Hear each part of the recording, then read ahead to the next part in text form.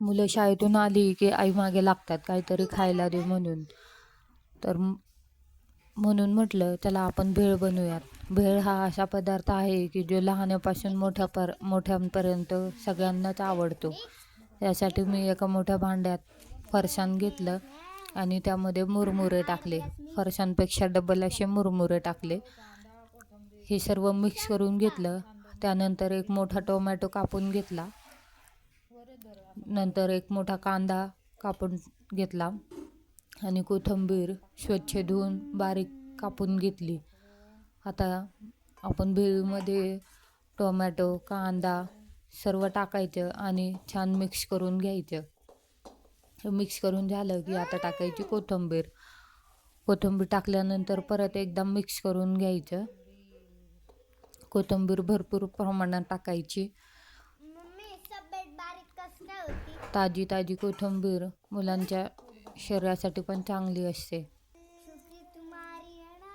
आता हे सर्व मिक्स करून झालं की आपण आपल्या आवडीप्रमाणे लाल तिखट टाकायचं.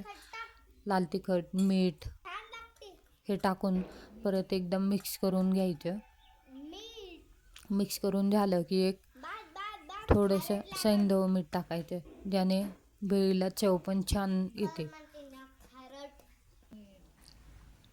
सैंधव मीठ टाकल्यानंतर परत एकदम मिक्स करून घेतलं. मिक्स करून झाल्यानंतर आता आपल्याला टाकायची चिंचेची चटणी. ही चिंचेची चटणी मी विकतच आणली होती.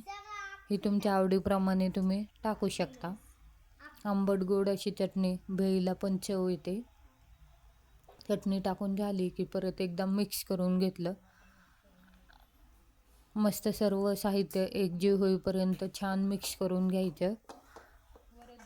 मस्त मिक्स झालं की एका ताटात घेतली भेळ खायला. त्यावर परत थोडंसं फरसाण टाकलं आणि थोडीशी चिंचेची चटणी टाकली. झाली आपली भेळ खायला रेडी. नक्की ट्राय करून बघा. खूप छान लागते आणि सगळ्यांनाही आवडेल अशी ही रेसिपी.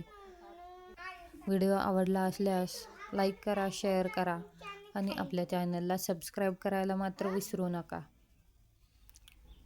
भेटूया पुढच्या व्लॉगमध्ये. बाय.